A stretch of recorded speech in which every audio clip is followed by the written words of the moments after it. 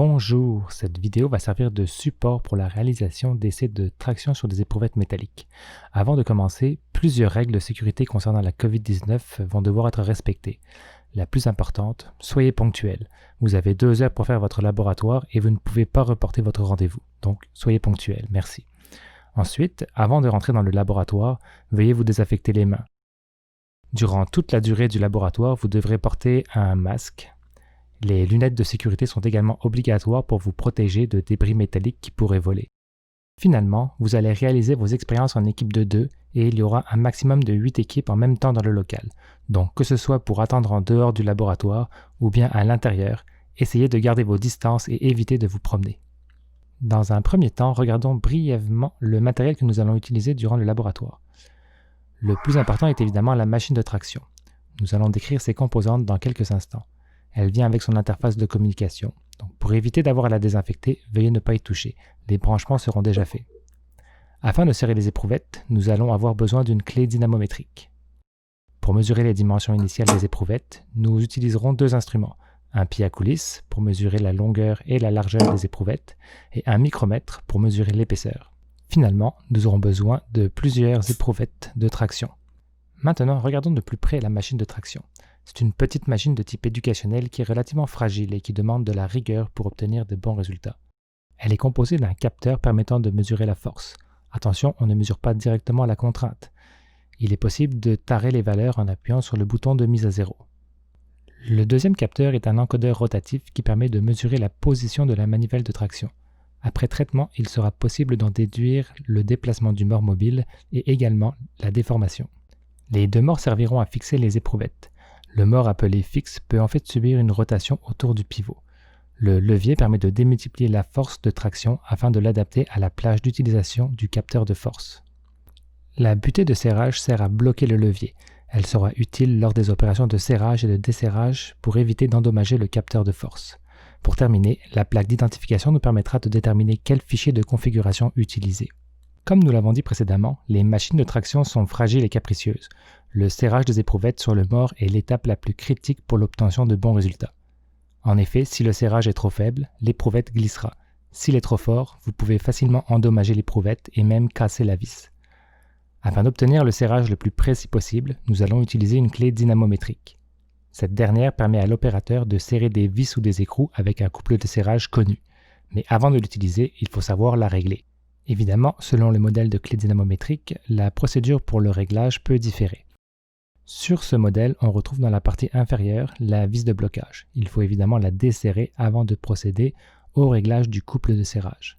Au niveau du manche, on retrouve le cylindre d'ajustement. Au-dessus, on retrouve les graduations.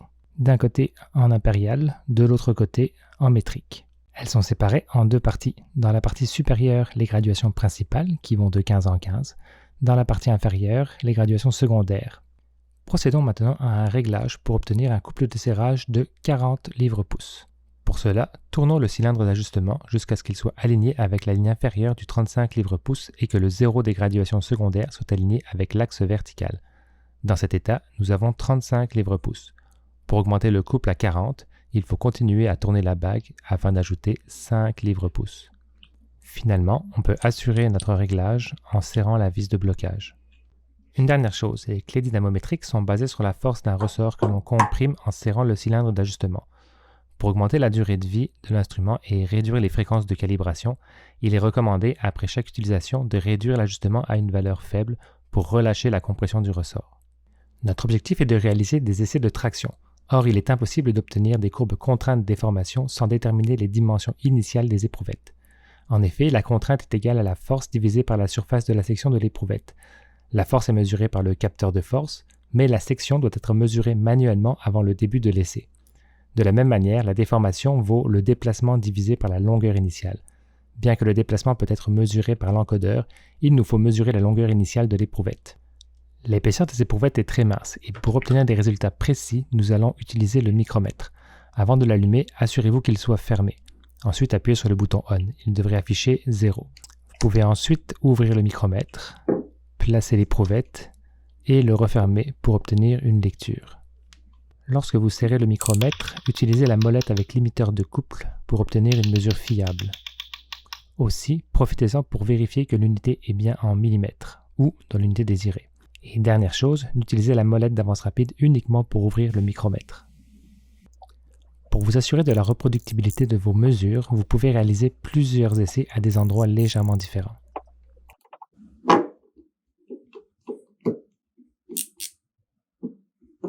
Pour le reste des mesures, nous allons utiliser le pied à coulisse. Après l'avoir mis en fonction, fermez-le et faites une mise à zéro. Profitez-en également pour vérifier l'unité et la changer si elle ne vous convient pas. Procédez ensuite aux mesures de la largeur et de la longueur de l'éprouvette. Vous allez devoir répéter ces opérations pour toutes vos éprouvettes. Nous sommes maintenant prêts à installer une éprouvette dans la machine de traction. Commencez par insérer l'éprouvette dans le mort fixe. Au besoin, reculez le mort mobile. Ensuite, faites avancer le mort mobile pour insérer l'autre partie de l'éprouvette en tournant la molette de traction dans le sens anti-horaire. Avancez jusqu'à ce que l'éprouvette commence à plier. Poussez le levier pour la coter légèrement sur le capteur de force. Vérifiez que l'éprouvette est bien alignée dans l'axe de traction. Si l'éprouvette est de travers, il pourrait y avoir du cisaillement durant l'essai, ce qui conduira à une rupture prématurée de l'éprouvette.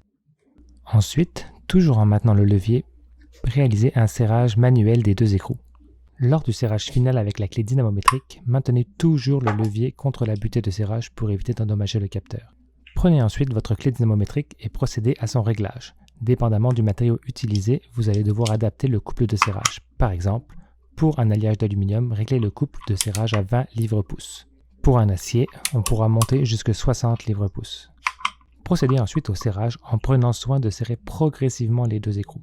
Allez-y lentement et soyez attentif. Lorsque le couple de serrage est atteint, on sent et on entend un petit clic, comme ici. À ce moment, arrêtez-vous. Regardons ça au ralenti encore une fois. Si vous ratez ce signal, vous dépasserez le couple requis et vous risquez de briser la vis. Voilà, l'éprouvette est maintenant bien installée et nous pouvons débuter l'essai de traction. Sur le bureau de l'ordinateur, cliquez sur le fichier .cap pour ouvrir le logiciel d'acquisition Capstone. Dans un premier temps, dans la palette de contrôle, assurez-vous que le bouton Enregistrer est rouge. S'il est gris, appelez votre responsable de laboratoire. Au-dessus, on retrouve le tableau des données. Ce sont les données envoyées par les capteurs. Ces dernières sont traitées avant d'être inscrites sur le tableau. Ainsi, dans la colonne Force, on retrouve non pas la force mesurée par le capteur, mais la force de traction. Pour rappel, la force est démultipliée par le levier. De la même manière, la colonne Déplacement calcule la différence entre la position du mort et la première valeur enregistrée. C'est donc bien à partir de ces données que vous allez calculer les contraintes et les déformations. Finalement, la zone de graphique nous permettra simplement de visualiser l'allure de la courbe de traction en temps réel. Ça y est, nous sommes enfin prêts à casser notre éprouvette. Nous avons ses dimensions, elle est parfaitement installée et la machine de traction communique avec l'ordinateur. Commencez par reculer le levier pour qu'il ne touche pas le capteur de force. Lancez un enregistrement. Nous allons procéder à une mise à zéro des capteurs. Sur le capteur de force, appuyez sur le bouton TAR, ce qui devrait placer les valeurs de force du tableau à 0. Toujours sur le même enregistrement, tournez lentement la molette de traction dans le sens horaire. Nous voulons ici appliquer une légère tension de quelques newtons, 3, 4, 5 newtons. Attention, une fois que le levier touche le capteur, les valeurs augmentent très rapidement. Nous devons ensuite refaire une tare du capteur de force pour remettre les valeurs à 0 et arrêter l'enregistrement. Assurez-vous que la force soit bien à 0 avant d'arrêter l'enregistrement. Tout à droite, dans la palette de contrôle, cliquez sur le bouton « Supprimer la dernière essai », puis relancez l'enregistrement pour enregistrer notre première courbe de traction. D'une main, tenez fermement la machine de traction. De l'autre main, tournez la molette de traction dans le sens horaire en essayant de garder un rythme constant. N'allez pas trop vite pour enregistrer un nombre suffisant de points, mais pas trop lentement non plus car l'enregistrement peut s'arrêter. Ici, ça me prend environ 3 secondes pour faire un tour de manivelle. Accélérons un petit peu l'enregistrement jusqu'à la rupture de l'éprouvette. Voilà, nous devons ensuite arrêter l'enregistrement et copier les données. Pour cela, nous devons sélectionner uniquement la plage qui nous intéresse. Cherchons le début de l'essai. Okay. Alors on va remonter un petit peu. Okay. On cherche la ligne à partir de laquelle les valeurs enregistrées commencent à augmenter, donc quelque part par ici. Donc on va sélectionner cette première ligne et on va descendre jusqu'à la rupture de l'échantillon.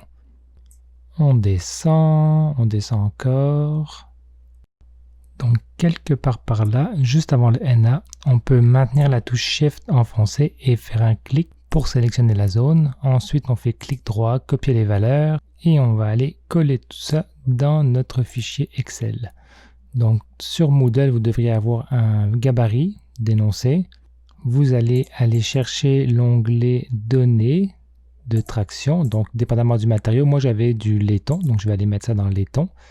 Et on va aller coller tout ça. Donc on sélectionne la première cellule en haut à gauche et on vient coller les valeurs. Voilà. Donc à partir de là, vous allez avoir un petit peu de traitement à faire, notamment pour trouver la contrainte et la déformation. Donc vous allez avoir besoin de la longueur, en fait des dimensions de l'éprouvette que vous avez mesurées. Ne les mettez pas directement ici. Dans le deuxième onglet, on a des cellules exprès pour ça. Donc dans essai de traction, vous allez remplir ce petit tableau-là avec les dimensions de l'éprouvette et ça va générer automatiquement les autres tableaux. Donc vous allez avoir 3 essais de traction à réaliser. Si on revient dans le logiciel Capstone, vous pouvez relancer des enregistrements sur les précédents. Vous avez le choix de supprimer les données ou de relancer automatiquement l'enregistrement. Donc là, je fais des données un petit peu bidons. Et vous pouvez réaccéder à vos graphiques et à vos courbes avec sur le petit icône là. Donc vous avez accès à vos différents essais. Finalement, je vous conseille d'enregistrer vos données directement au format Capstone. Si jamais vous avez perdu vos données, vous avez toujours accès aux données brutes. Voilà, la partie traitement des données ainsi que les questions auxquelles vous devrez répondre se trouvent dans le fichier Excel. Le but est de déterminer les propriétés mécaniques des 3 matériaux testés et d'être en mesure d'identifier le type d'alliage parmi une petite sélection préétablie.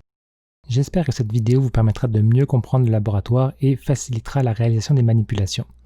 Finalement, si vous avez des questions concernant le laboratoire, sentez-vous libre de les poser à votre enseignant. Sur ce, bon laboratoire!